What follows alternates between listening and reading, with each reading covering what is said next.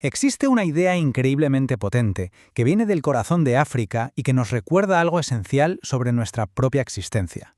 Es una filosofía que, en un mundo que cada vez tira más hacia lo individual, pues emerge casi como una brújula ancestral.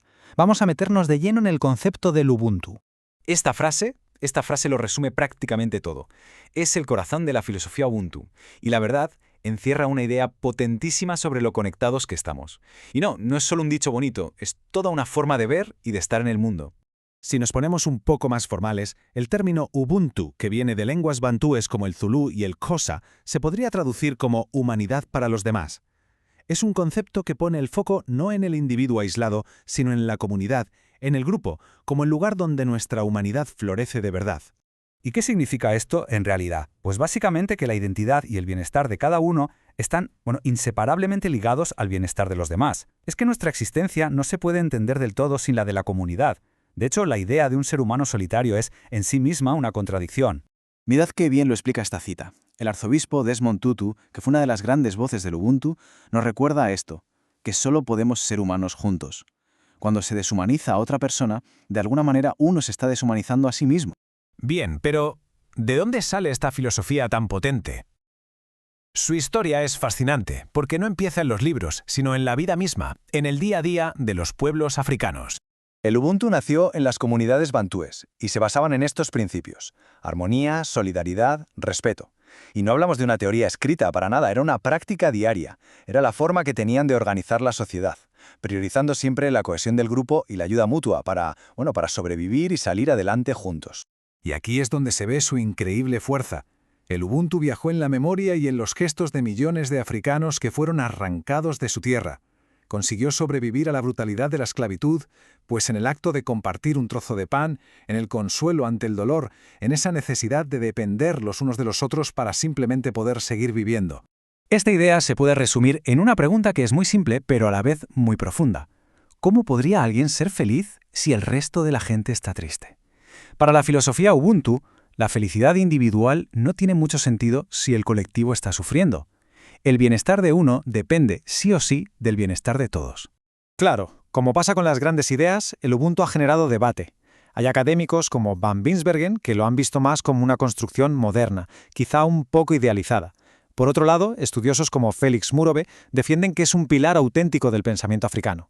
Este debate es interesante porque al final nos hace preguntarnos cómo se definen las tradiciones y quién tiene la autoridad para hacerlo, y toca temas complejos como el colonialismo y la mirada de Occidente sobre otras culturas.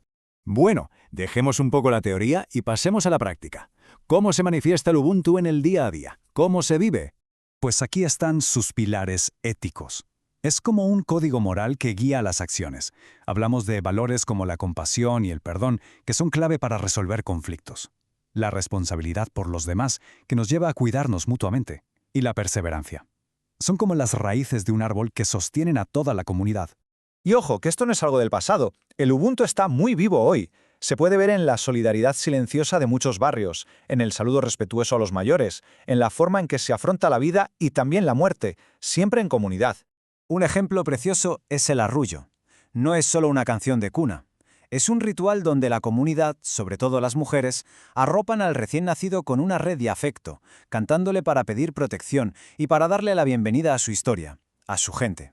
Por otro lado, tenemos el chihualo, que es una forma muy particular de entender la muerte de un niño. En lugar de un luto triste y solitario, la comunidad se junta para celebrar. Se canta y se baila porque existe la creencia de que el alma de un niño, al ser pura, va directa al cielo y no hay que despedirla con tristeza. Y para los adultos, el ritual de la novena muestra el Ubuntu de una forma muy tangible. Durante 9 noches, la comunidad se reúne para rezar, para cantar, para acompañar a la familia. Nadie pasa el duelo a solas. Es un ritual que fortalece los lazos y sostiene a quienes están sufriendo una pérdida. Entonces llegamos a la pregunta clave. ¿Qué nos puede enseñar el Ubuntu hoy, en el mundo en el que vivimos? Pues en una época tan marcada por la desconexión social, por la desigualdad, el Ubuntu aparece como una alternativa muy necesaria. Propone una ética global donde se reconoce que el bienestar de uno solo tiene sentido si todo el colectivo también prospera. Esta idea es fundamental. La filosofía Ubuntu nos advierte de que cualquier acto que deshumanice a otra persona es al final un acto de autodestrucción. Nuestra propia humanidad depende directamente de cómo tratemos a los demás. No hay vuelta de hoja. Y tenemos un ejemplo histórico que demuestra su poder transformador. En Sudáfrica, después del apartheid, líderes como Nelson Mandela o Desmond Tutu usaron el Ubuntu como el principio fundamental para la reconciliación del país, para poder construir una convivencia pacífica después de décadas de opresión. Y aquí hay un punto crucial. El Ubuntu va mucho más allá de la simple tolerancia. Implica una comprensión mutua, un aprecio activo por el valor que aporta la diferencia. No se trata de que todos seamos iguales, sino de celebrar la diversidad como una riqueza para toda la humanidad. Así que nos queda esta pregunta en el aire. En un mundo de individuos, ¿cómo podemos aprender a ser de nuevo un nosotros? El Ubuntu nos ofrece una respuesta, una que nos invita a reconstruir lazos, a cuidarnos los unos a los otros y a recordar esa verdad tan simple y a la vez tan profunda: yo soy porque nosotros somos.